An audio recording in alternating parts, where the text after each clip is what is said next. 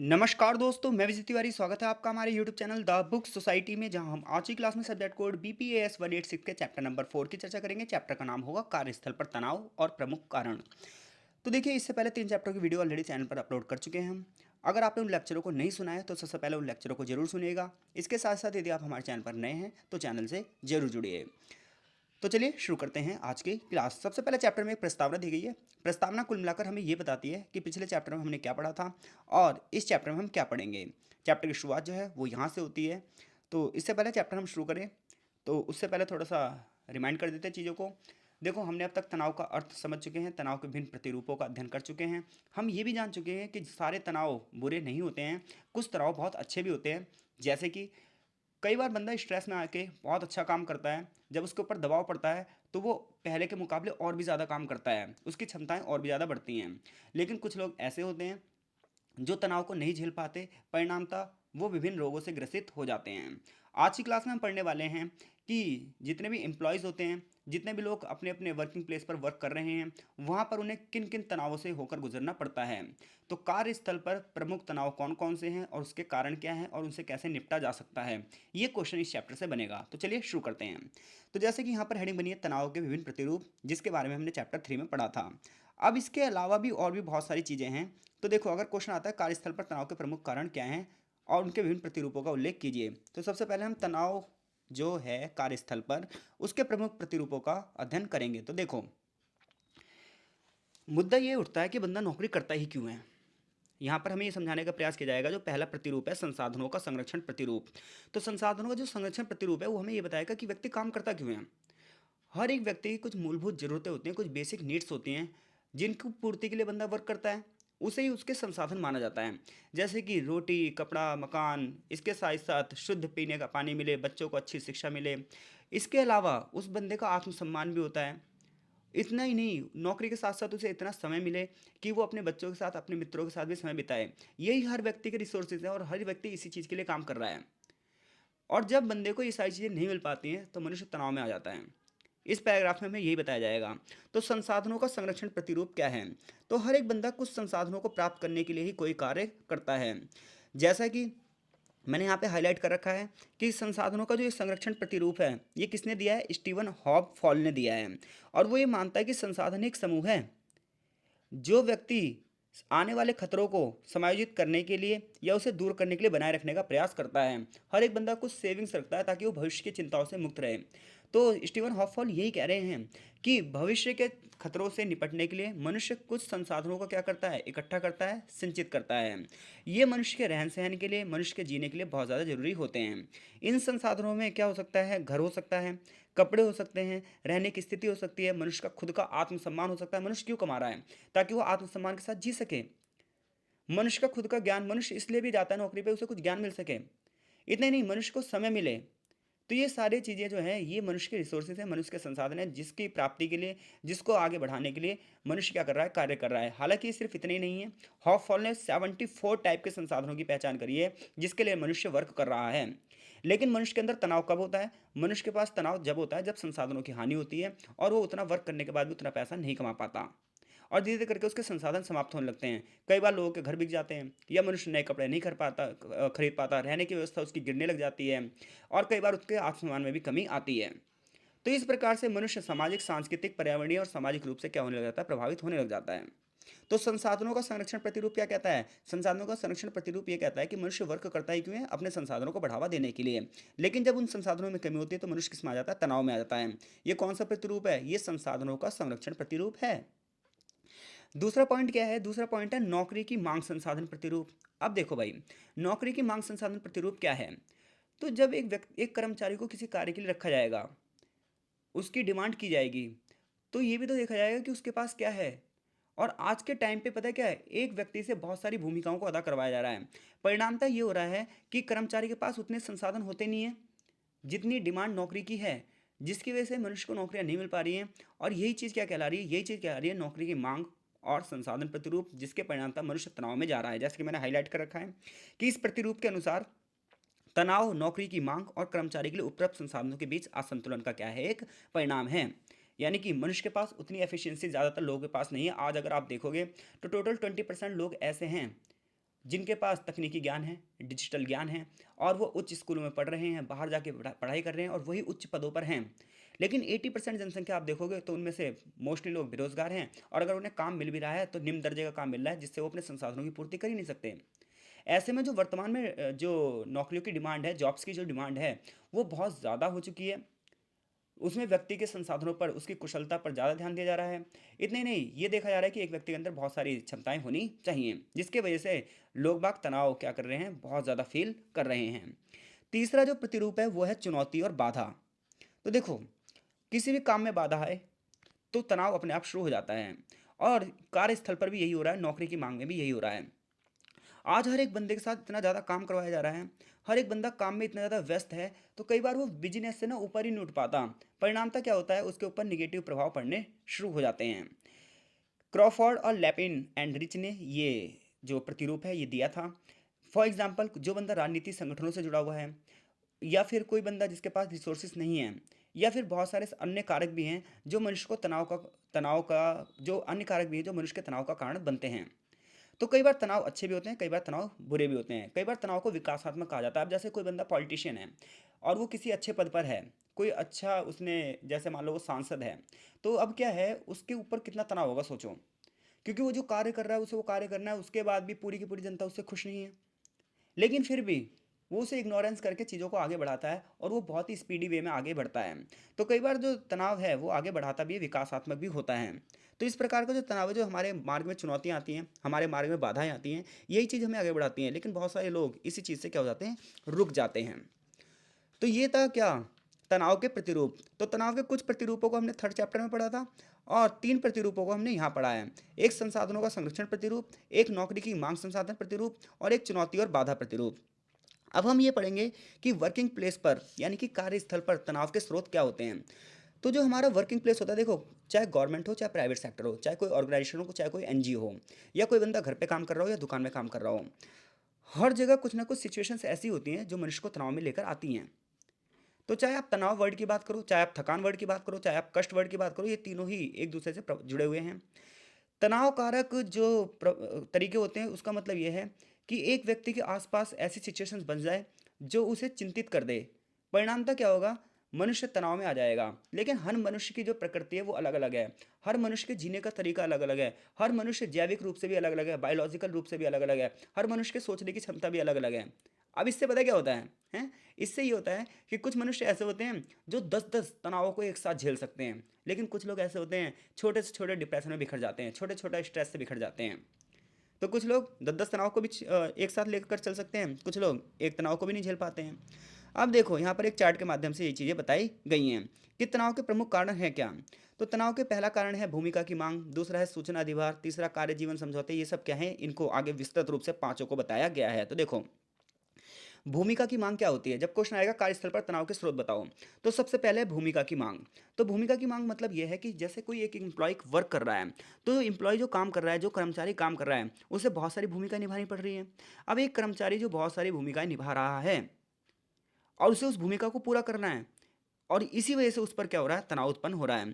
क्योंकि एक व्यक्ति एक ही काम कर सकता है, लेकिन आजकल के टाइम पे कार्यस्थल पर एक ही व्यक्ति से कई कई प्रकार के काम करने की आशा की जाती है।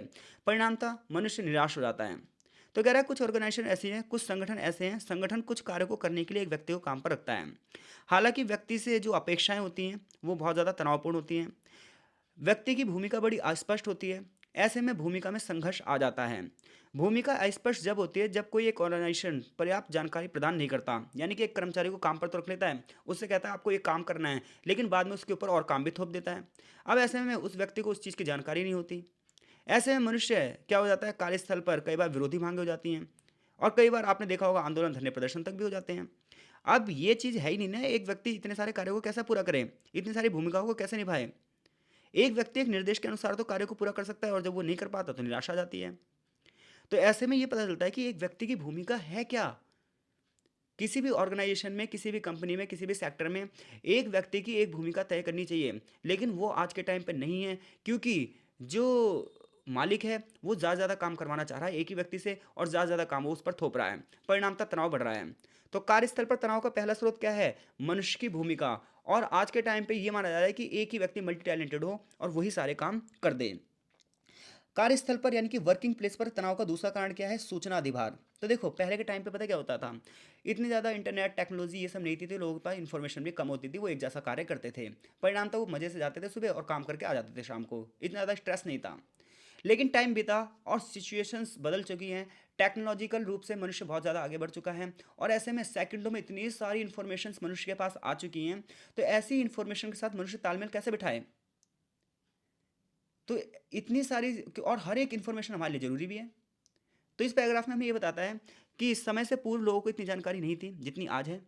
जानकारी में व्यक्तिगत और व्यावसायिक क्षेत्र दोनों शामिल होते हैं, यानी कि पर्सनल डाटा भी हमारे पास हैं और जो व्यावसायिक डाटा है वो भी लोगों के साथ जुड़ते चले जाते हैं।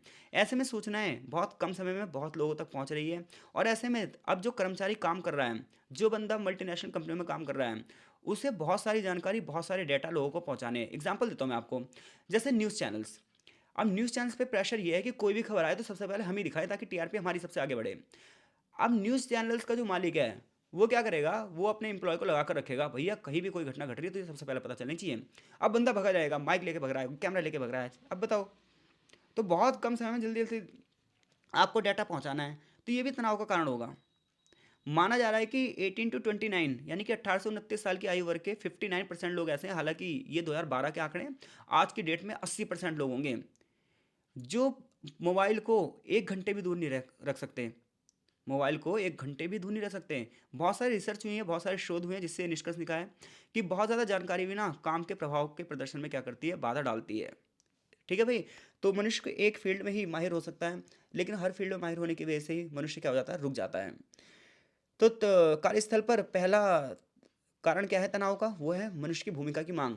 दूसरा क्या है, ज़्यादा से ज़्यादा इन्फॉर्मेशन जो बढ़ रही है ये। तीसरा है कार्य जीवन समझौते। देखो कार्य जीवन समझौते क्या होते हैं। मनुष्य दो प्रकार की लाइफ एक साथ जीता है। एक होती है उसकी पर्सनल लाइफ जो कि उसकी फैमिली लाइफ होती है, और दूसरी होती है जो उसकी पब्लिक लाइफ होती है, जो कि वो व्यावसायिक स्थलों पर जीता है। ऐसे में मनुष्य को अपनी पारिवारिक लाइफ जीने के लिए, फैमिली लाइफ जीने के लिए, मित्रों के साथ समय बिताने के लिए एक समय चाहिए, अवकाश चाहिए।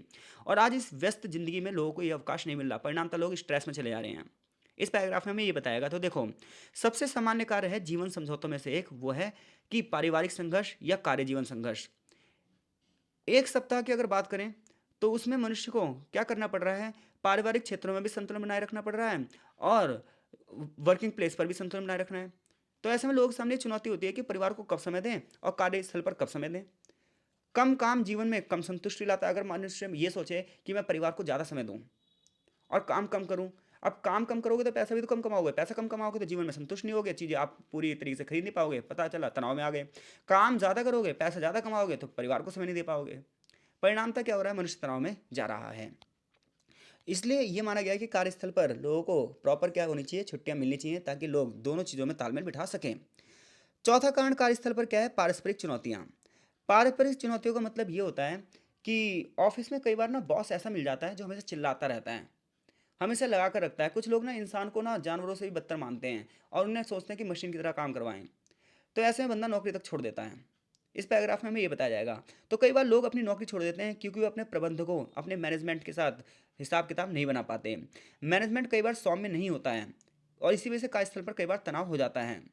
कई बार एक प्रबंधक यानी कि एक मैनेजर जो होता है, उसकी भूमिका पता क्या होती है, कि वो व्यक्ति को कार्य सौंपे, उसकी एक लिस्ट तैयार करके दे और काम करने का वातावरण रखे कि भैया तुम्हें इस सिचुएशन में ऐसे ऐसे काम करना है, हम आपको सारी चीज़ें क्या करेंगे, प्रोवाइड करवाएंगे। लेकिन कई बार पता क्या होता है, कई बार सुपरवाइजर काम को असहनीय बना देता है। कई बार तो ऐसा भी होता है, बंदा ये चाहता है कि मेरा ही बंदा नौकरी पे रखे, इसलिए वो अन्य बंदों पर ज़्यादा जानबूझ के तनाव बनाते हैं ताकि वो बंदा नौकरी छोड़ दे। कई बार जो सुपरवाइजर या प्रबंधक जो होता है वो क्रुद्ध व्यवहार का होता है, तो ना ढंग से काम ही नहीं करने देता। ऐसे में व्यक्ति क्या करता है, तनाव में आता है और बेचारा नौकरी तक अपना छोड़ देता है। तो पहली चुनौती कौन सी है कार्यस्थल पर, मनुष्य की भूमिका को लेकर कि मनुष्य की भूमिका है क्या, यही सिद्ध नहीं है। सूचनाएं बढ़ती जा रही हैं, कार्य जीवन यानी कि पर्सनल लाइफ और व्यावसायिक लाइफ में टाइम ही नहीं मिल पा रहा है। और ये चुनौती जो कि मैनेजमेंट और व्यक्ति के बीच में संबंधों को बताती है। लास्ट में मूल्यांकन आशंका। मूल्यांकन आशंका यह है कि जब बंदा एक जगह काम कर रहा होता है तो ईयरली एक रिपोर्ट होती है। उस रिपोर्ट के माध्यम से ये पता चलता है कि हाँ भाई बंदा अच्छा काम कर रहा है, चलो इसे प्रमोशन देंगे। तो ऐसे में ना बंदे को ये पूरे साल तनाव में चला जाता है, यार मैं इतना काम करूँ मुझे प्रमोशन मिले, मैं इतना काम करूँ मुझे इतना प्रमोशन मिले, मैं इतना काम करूँ मुझे इतना प्रमोशन मिले। तो इसी को हम बोलते हैं मूल्यांकन आशंका। तो अब तक हमने चैप्टर में क्या पढ़ा है, अब तक हमने चैप्टर में ये पढ़ा है कि तनाव क्या है और तनाव के विभिन्न प्रतिरूप तो चैप्टर नंबर 3 में पढ़ लिए थे। 3 प्रतिरूप हमने यहाँ पर पढ़े हैं। एक संसाधनों का संरक्षण कि मनुष्य नौकरी क्यों कर रहा है, नौकरी की मांग दूसरा प्रतिरूपता और तीसरा चुनौती और बाधा। फिर हमने क्या पढ़ा, फिर हमने पढ़ा कार्यस्थल पर तनाव के स्रोत। कार्यस्थल पर तनाव के कितने स्रोत हैं? 5। एक भूमिका की मांग, एक सूचना दीवार, एक कार्य जीवन समझौते, एक पारस्परिक चुनौतियाँ और एक मूल्यांकन आशंका। इतनी बात क्लियर है? आई होप सो चीज़ें आपको समझ में आ रही होंगी। अगर चीज़ समझ में आ रही है तो कमेंट बॉक्स में कमेंट देखो जरूर करो। और आप हमारे टेलीग्राम ग्रुप से भी जुड़ सकते हैं, ताकि जब मैं लाइव क्लास दूं तो आपको चीज़ों के बारे में पहले से ही पता हो, शेड्यूल्स पहले से ही पता हो। तो चलिए इस चैप्टर के दूसरे क्वेश्चन की चर्चा करते हैं, जो कि इस चैप्टर का सबसे महत्वपूर्ण क्वेश्चन है। इस चैप्टर से 2 ही क्वेश्चन बनने वाले हैं। एक, कार्यस्थल पर तनाव के क्या बताओ, स्रोत बताओ, और दूसरा तनाव के परिणाम बताओ। तो देखो, कार्यस्थल पर तनाव के परिणाम क्या होते हैं। तो कार्यस्थल पर जो तनाव के परिणाम होते हैं उसे हम 3 श्रेणियों में बांटेंगे। यानी कि एक मनुष्य पर जो तनाव का प्रभाव पड़ता है वो एक तो उसकी बॉडी लैंग्वेज से पड़ता है, शारीरिक रूप से पड़ता है, एक साइकोलॉजिकल रूप से पड़ता है, और तीसरा बिहेवियर पर उसके पड़ता है। तो जब हम कहेंगे कार्यस्थल पर तनाव का शारीरिक परिणाम क्या है, तो कार्यस्थल पर तनाव का जो शारीरिक परिणाम है ये कई बार अल्पकालिक यानी कि कम समय के लिए भी हो सकता है, और कई बार दीर्घकालिक यानी कि ज़्यादा समय के लिए भी हो सकता है। लाइक डैट, पता है मनुष्य का जब तनाव में ज़्यादा होता है तो उसका जो हार्ट बीट्स हैं, हृदय की जो गति है वो बहुत ज़्यादा बढ़ जाती है, और कई बार उसके ना अपच समस्या हो जाती है, पेट की समस्या हो जाती हैं, श्वसन संबंधी यानी कि सांस संबंधी समस्या हो जाती हैं, कई बार स्किन की समस्या हो जाती है, एंड सो मोर। कई बार व्यक्ति ना तनाव में उसका ना कोलेस्ट्रॉल बहुत ज़्यादा बढ़ जाता है। बहुत सारे रोग और बहुत सारी बीमारी घटनाएं आज तनाव की वजह से हो रही हैं। आज बहुत सारे लोग हृदय रोग से संबंधित हैं। इसके अलावा बहुत सारे लोग टाइप 2 की जो डायबिटीज़ है उससे बहुत ज़्यादा लोग संबंधित हैं। इसके अलावा तनाव की वजह से लोगों को अस्थमा हो जा रहा है, पेट का अल्सर हो जा रहा है, शराब और तंबाकू का दुरुपयोग कर रहे हैं व्यक्ति, और मनुष्य को नींद नहीं आ रही है। आज अनिद्रा का मनुष्य शिकार हो जा रहा है। तो कार्यस्थल पर तनाव का पहला परिणाम क्या है? शारीरिक परिणाम, जो कि रोगों से संबंधित है। मनोवैज्ञानिक परिणाम क्या है? मनोवैज्ञानिक परिणाम इस सदी की सबसे बड़ी चिंता हो चुकी है। आज की सेंचुरी में आप देखोगे तो 70% लोग साइकोलॉजिकल रूप से किसी न किसी रूप से परेशान हैं, कहीं ना कहीं उदास रहते हैं। तो व्यक्ति इसमें पता क्या करता है? उदासी में रहता है, निराशा में रहता है, आशंका में रहता है, घबराहट में रहता है। लंबे समय तक मस्तिष्क में क्या रहती है? चिंता बनी रहती है। वो पिछली घटनाओं को सोचना बंद ही नहीं कर पाता है, और आगे के बारे में कुछ सोच ही नहीं पाता है। जिसकी वजह से क्या होती है? जिसकी वजह से ये होता है कि मनुष्य में निराशा बढ़ती जाती है।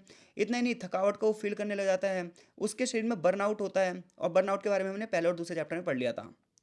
मनुष्य असंतुष्ट हो जाता है, ग्रह क्लेश, ये सारी चीज़ें होने लग जाती हैं। तो ये मनोवैज्ञानिक परिणाम है, साइकोलॉजिकल परिणाम है। मनुष्य अकेला रहने लग जाता है बेचारा। वो दिमाग में हमेशा सोचने लग जाता है, और कई बार सोचते सोचते ब्रेन हेमरेज तक हो सकता है। कार्यस्थल पर तनाव के व्यवहारिक परिणाम क्या हैं? व्यवहारिक परिणाम क्या है? ये हैं। देखो, वैसे तो सारे तनाव खराब नहीं होते, ये बात ध्यान रखना। कई बार तनाव क्या होते हैं? मनुष्य को आगे ही बढ़ाते हैं, उसके व्यवहार को और बात ज़्यादा बढ़ाते हैं। जो बंदा संघर्षों से जूझ कर आगे बढ़ता है, मनुष्य उसका सम्मान करता है। लेकिन कुछ लोग निगेटिव इम्पैक्ट्स के होते हैं, वो पता क्या करते हैं? वो हिंसा करने लग जाते हैं, क्रोध करने लग जाते हैं, शराब पीने लग जाते हैं, नशीली दवाइयों को सेवन करने लग जाते हैं। ये कार्यस्थल पर तनाव का व्यवहारिक परिणाम है। तो कार्यस्थल पर तनाव का पहला परिणाम क्या है? शारीरिक, जिसमें मनुष्य के शरीर को नुकसान पहुंचता है। मनोवैज्ञानिक, साइकोलॉजी रूप से वो माइंड को इफेक्ट करता है। और व्यवहारिक परिणाम में क्या है? मनुष्य दारू पिएगा, नशीली दवाओं का सेवन करेगा, हिंसा करेगा, क्रोध करेगा, बेमतलब के पंगेबाजी करेगा। लेकिन सारे तनाव खराब नहीं होते, बात ध्यान रखना। कई बार बहुत सारे व्यक्ति, जितने भी लोग सम्मानित हैं, अगर अंबानी जी वर्क कर रहे हैं, या फिर जितने भी इस दुनिया की सबसे महत्वपूर्ण हस्तियां हैं वो वर्क कर रही हैं, तो वो बिना स्ट्रेस में काम कर रही हैं। लेकिन उनका स्ट्रेस उन्हें और आगे बढ़ा रहा है। वो दिन भर में माहौल को सेट करके चल रहे हैं, हमें क्या काम करना है, क्या काम नहीं करना है। इसके अलावा लोग क्रोधी हो रहे हैं, चिड़चिड़ापन बढ़ रहा है, हिंसा की ओर जा रहे हैं, नशीली दवाओं का सेवन कर रहे हैं, जिसकी चर्चा हमने कर ली है। इसके अलावा तनाव का एक परिणाम और है, व्यक्तिगत मतभेद। व्यक्तिगत मतभेद पता है क्या है? किसी भी दो व्यक्तियों की एक तनाव के प्रति समान प्रतिक्रिया नहीं होती है। एक ही तनाव है लेकिन दो व्यक्ति एक जैसी प्रतिक्रिया नहीं होगी। क्यों? क्योंकि हर व्यक्ति का अपना ज्ञान है, हर व्यक्ति के अंदर अपनी कुशलता है, हर व्यक्ति की अपनी क्षमताएं हैं, और हर व्यक्ति के पर्सनल मामले अलग अलग होते हैं। तो ऐसे में जो लोगों के पास ज़्यादा ज्ञान होता है, जिन लोगों ने ज़्यादा रिसर्च कर रही होती है, जिन लोगों की कुशलताएं ज़्यादा होती हैं, जिन लोगों की क्षमताएं ज़्यादा होती हैं, उनकी पर्सनैलिटी अच्छी होती है। वो हर चीज़ से सामंजस्य बना लेते हैं। और मनोविज्ञान इस तरीके से दो टाइप के लोग बनाता है, टाइप ए और टाइप बी। टाइप ए में जबरदस्त बंदे होंगे, उच्च स्तर के व्यक्ति होंगे, उनके अंदर हमेशा काम को जानने की उत्सुकता बनी रहेगी, और वो काम को बहुत ही ईजी तरीके से हैंडल कर लेंगे। और इसलिए ऊंचे ऊंचे पदों पर जो लोग काम करते हैं वो इसी टाइप के होते हैं। टाइप बी के लोग ऐसे होते हैं जिनके पास उतना ज्ञान नहीं होता है, उनकी क्षमता इतनी नहीं होती है, वो काम के प्रति उतने समर्पित नहीं होते हैं, वो कम्पिटिटिव नहीं होते हैं, वो प्रतिस्पर्धी नहीं होते हैं। परिणामतः उनके अंदर जोखिम होता है और वो स्ट्रेस में चले जाते हैं। वर्तमान में जितनी भी रिसर्च हो रही है, हाल में जितने भी अध्ययन हो रहे हैं, उसमें एक नए टाइप के लोग भी आए हैं, टाइप डी। जो टाइप डी के लोग हैं, ये एक अलग टाइप के लोग हैं। ये कोरोनरी हार्ट डिसीज से जुड़े हुए हैं। इनका मानना है जो टाइप डी के लोग हैं, नकारात्मक दृष्टिकोण वाले होते हैं। इनके बस की कुछ करनी तो होती नहीं है, ये हमेशा पता है हर चीज़ का निगेटिव ही निष्कर्ष निकालते हैं। ये एक ऐसी स्थिति होती है जहाँ मनुष्य आवश्यकता से अधिक और मजबूरी में कार्य करता है, यानी कि काम करना ही नहीं चाहता, बस पेट पालने के लिए काम करना चाह रहा है। तो टाइप डी के लोग आपको ना बहुत सारे गली मोहल्ले के कोनों में मिल जाएंगे। वो बताएगा काम तो नहीं करना चाहते, लेकिन ऐशो आराम पूरे चाहते हैं। परिणाम तो वो हर चीज़ में निगेटिव कहेंगे, बेरोजगारी यही है, अपनी इफिशिएंसी को नहीं बढ़ाएंगे। अरे भाई, बेरोजगारी दूसरे देश में चले जाओ। आपके अंदर क्षमताएं होनी चाहिए, दूसरा देश आपको काम दे। काम की कमी नहीं है, एफिशिएंसी की कमी है, क्षमताओं की कमी है, एजुकेशन की कमी है। तो ये तो रहा क्या, कार्यस्थल पर तनाव का परिणाम, जो कि शारीरिक रूप से, मनोवैज्ञानिक रूप से और साइकोलॉजिकल रूप से प्रभावित करता है। और व्यक्तिगत जो भेद हैं, ये बताए गए हैं कि मनुष्य अलग अलग टाइप के होते हैं। कुछ लोग इस चीज़ों से आगे बढ़ जाते हैं, कुछ अलग। लास्ट पैराग्राफ इस चैप्टर का है कार्यस्थल पर विकर्षण। तो देखो, आपने एक वर्ड सुना होगा अट्रैक्शन, यानी कि आकर्षण। आकर्षण का अपोजिट होता है क्या, विकर्षण। तो देखो, कार्यस्थल पर विकर्षण क्या होता है। तो कार्यस्थल पर विकर्षण का मतलब पता है क्या है। विकर्षण का मतलब है कि कोई चीज़ हमें हमारे ध्यान से भंग करवा रही है और हमें दूर कर रही है अपने काम से। तो आज मनुष्य का जो कार्यस्थल है, जो वर्किंग प्लेस है, वो उसका दूसरा घर होता है। क्योंकि मनुष्य जितना टाइम अपने घर पर बिता रहा है, उतना ही टाइम वर्किंग प्लेस पर बिता रहा है। अगर उसके अपनी फैमिली से संबंध है, तो उतने ही अच्छे संबंध अपने उसके वर्किंग प्लेस पर भी है, क्योंकि पूरे दिन वो उन्हीं के साथ रह रहा है। ऐसे में बहुत सारी चीज़ें क्या है, मनुष्य स्वभाव से एक सामाजिक प्राणी है, समाज से उसका संबंध है, बहुत लंबा टाइम पीरियड वर्किंग प्लेस पर निपटा रहा है। ऐसे में मुद्दा ये उठता है कि वर्किंग प्लेस का जो इन्वायरमेंट है वो कैसा है, वर्किंग प्लेस के लोग कैसे हैं। वर्किंग प्लेस पर वो साथ में लोगों के साथ टेबल साझा कर रहा है, साथ में लंच कर रहा है, साथ में बातचीत कर रहा है। कई बार जब वर्किंग प्लेस का जो बंदा है, जो उसका सहायक कर्मचारी है, सहायक एम्प्लॉयज़ है, वो लोग अगर समस्या में, तो वो भी बंदा समस्या में आ जाता है। तो मुद्दा ये उठता है कि कार्यस्थल पर ऐसी क्या चीज़ें हैं जो मनुष्य को काम नहीं करने दे रही हैं, जो उसके अट्रैक्शन को भंग कर रही हैं, जो मनुष्य के ध्यान को भंग कर रही हैं। तो देखो, विकर्षण में पता क्या होता है, सबसे पहली बात तो ये होती है हमारे साथ वाले बंदे कैसे हैं। हम अगर हमारे साथ वाले बंदे अजीब से हैं, या फिर कई बार महिला पुरुष का जो विकर्षण हो रहा है वो भी बड़ी दिक्कत करता है। दूसरी चीज़ ये है कि कई बार जो कार्यस्थल है, जो हमारा वर्किंग प्लेस है, जैसा कि यहाँ पे लिखा है, जो हमारा वर्किंग प्लेस है, उसमें कई बार बहुत सारी चीज़ें नहीं होती हैं। कई बार क्या होता है, वहाँ का टेम्परेचर सेट नहीं होता। कई बार कुछ जगह ऐसी होती है जहाँ पर बहुत ही ज़्यादा गर्मी होती है, बहुत ज़्यादा गंदगी होती है। तो ऐसे में ना कार्यस्थल पर काम नहीं हो पाता, बहुत ज़्यादा कई बार शोर होता है। तो इस शोर की वजह से भी मनुष्य तनाव में आ जाता है। ज़्यादा टेम्परेचर है तब भी, जो बंदा बहुत ज़्यादा टेम्परेचर वाली गतिविधियों में काम कर रहा है, तो भी वो तनाव में आ जाएगा। कुछ जगह ऐसी होती है जहाँ पर बहुत ज़्यादा वजन उठाना पड़ता है, तो भी दिक्कत हो जाती है। तो ये सब कार्यस्थल पर विकर्षण है। क्योंकि एक बंदा अगर किसी ऑफिस में काम कर रहा है, तो उसको ना वो सारी सुविधाएं मिलनी चाहिए, जो सुविधाएं एक मनुष्य होने के नाते मनुष्य को मिलती हैं। यानी कि कार्यस्थल का टेम्परेचर जो है वो सामान्य होना चाहिए। इतना नहीं, कार्यस्थल पर पीने के पानी की व्यवस्था होनी चाहिए, लोगों का व्यवहार जो है वो सामान्य होना चाहिए, साफ सफाई की उचित व्यवस्था होनी चाहिए, और इसके अलावा शोर शराबे नहीं होने चाहिए। इसलिए आप कभी देखना, मल्टीनेशनल जो कंपनियां होती हैं, मल्टीनेशनल कंपनियों के जो ऑफिस होते हैं, वो पूरी तरीके से शीशे युक्त होते हैं। पता है क्यों? ताकि बाहर का शोर ना आए, अंदर का टेम्परेचर अच्छा बने रहे, जो लोग वर्क कर रहे हैं उन्हें पूरी तरीके से वो माहौल मिल पाए। इसलिए मल्टीनेशनल कंपनी आगे बढ़ रही हैं। जबकि फैक्ट्री में काम करने वाले लोगों को देखो आप, बेचारों को बहुत गर्मी में काम करना पड़ रहा है, इवन पंखे भी ढंग से काम नहीं करते हैं, बहुत सारी गंदगी में काम करना पड़ता है, पॉल्यूशन वहाँ बहुत ज़्यादा होता है, ध्वनि प्रदूषण बहुत ज़्यादा होता है, लोगों से ज़्यादा वजन उठाए जाते हैं। ये सब कार्यस्थल पर विकर्षण पैदा करता है, जिसकी वजह से मनुष्य में तनाव आ जाता है। विकर्षण और दक्षता, जब कार्यस्थल पर विकर्षण बहुत ज़्यादा होगा, तो हमारी दक्षता भी प्रभावित होगी, हमारा प्रदर्शन भी गिर जाएगा, हमारा प्रदर्शन दोषपूर्ण हो जाएगा, हम अपने टारगेट पूरे नहीं कर पाएंगे। तो विकर्षण सिद्धांत की मान्यता यह है कि विकर्षणों की वजह से मनुष्य का ध्यान भंग हो जाता है, मनुष्य संघर्ष नहीं कर पाता है, ऐसे में वो पलायन करता है। कई बार वो शॉर्टकट मारने की कोशिश तो करता है, लेकिन चीज़ें वैसी नहीं हो पाती हैं। तो ध्यान भंग होना बड़ी समस्या है। इसके अलावा श्रवण संबंधी, यानी कि जहाँ पर बहुत ज़्यादा क्या कहते हैं, शोर शराबा हो रहा है, तो सुनने में बड़ी समस्याएं आती हैं और ध्यान भंग हो जाता है, जिसकी वजह से मनुष्य कार्य को पूरा नहीं कर पाता, और जो भी मनुष्य अपने कार्य को पूरा नहीं कर पाता, वो चिंता में आ जाता है। तो अगर आपसे पूछे कार्यस्थल पर वो कौन सी समस्या है जिसकी वजह से मनुष्य तनाव में आ सकता है, तो वो है विकर्षण, जहाँ पर उसे वो सुविधाएं नहीं मिल पाती है जो सुविधाएं वर्किंग प्लेस पर मिलनी चाहिए। अब ये बात होगी, हमने तनाव तनाव तनाव तो बहुत पढ़ लिया। अब हम बात ये करें, ये जो जितना हमने पढ़ा, ये एक चार्ट के माध्यम से दिखाया गया है। अब बात ये आ रही है कि हम तनाव को ख़त्म कैसे करें, तनाव का प्रबंधन कैसे करें, तनाव का मैनेजमेंट कैसे करें। तो देखो भाई, ये दो तरीके से हो सकता है। एक व्यक्ति खुद करे और एक ऑर्गेनाइजेशन खुद इसकी जिम्मेदारी ले। तो तनाव को कम करना, उसे संशोधित करना, उन्हें समाप्त करना, ये प्राथमिक तरीका है। दूसरा तरीका यह है कि ऑर्गेनाइजेशन खुद अपने एम्प्लॉयज़ के लिए ऐसा कुछ करें जो लोगों में तनाव को कम करे, जैसे कि यहाँ पर बताया गया है। तो देखो, तनाव को वर्किंग प्लेस की बात कर रहा हूँ मैं बस, और कहीं की बात नहीं कर रहा।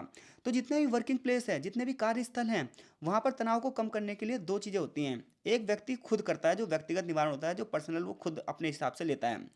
तो कष्ट को कम करना और भलाई को बढ़ावा देने के लिए मनुष्य को सबसे पहले खुद से कार्य करना चाहिए। और वो तीन स्तर पर कार्य करता है: प्राथमिक, माध्यमिक और तृतीयक। प्राथमिक स्तर पर मनुष्य पता है क्या करता है, प्राइमरी लेवल पर मनुष्य क्या करता है, अपनी सोच को सबसे पहले पॉजिटिव रखता है और अपने ना टाइम को मैनेज करके चलता है। और जो उसका अवकाश है, हॉलीडेज हैं, उसे सेट कर कर चलता है। तो जो भी मनुष्य पॉजिटिव सोच के साथ चलेगा, पहली चीज़, टाइम को मैनेज करके चलेगा, दूसरी चीज़, और हॉलीडे पर उसको फील करेगा, तो वो बंदा क्या होगा, एक तरीके से स्ट्रेस को कम कर देगा। इसलिए बहुत सारे लोग पता है क्या करते हैं, जिस दिन उनकी छुट्टी होती है घूमने निकल जाते हैं, टूर मारते हैं, ताकि वो स्ट्रेस को खत्म करें। सोच की ही एक शैली पॉजिटिव शैली है, क्योंकि कुछ लोग आशावादी होते हैं, कुछ लोग ऑप्टिमिस्टिक टाइप के होते हैं। वो पता है क्या है, ऑलवेज पॉजिटिव ही सोचते हैं, दूसरे की भलाई और अपने प्रदर्शन को भी बढ़ावा देते हैं। कुछ लोग निगेटिव अप्रोच के होते हैं, तो वो मानसिक विकारों के शिकार हो जाते हैं। समय का दबाव तनाव का दूसरा स्रोत माना जाता है। ठीक है भाई, पहला तो ये हो गया हमारी सोच कैसी है, दूसरा होता है टाइम मैनेजमेंट। तो क्या होता है कि हमें इतने कम समय में इतना काम करना है। तो कुछ लोग क्या करते हैं, टाइम मैनेजमेंट बहुत अच्छा करके चलते हैं, और इस प्रकार से वो अपने तनाव से दूर हो जाते हैं।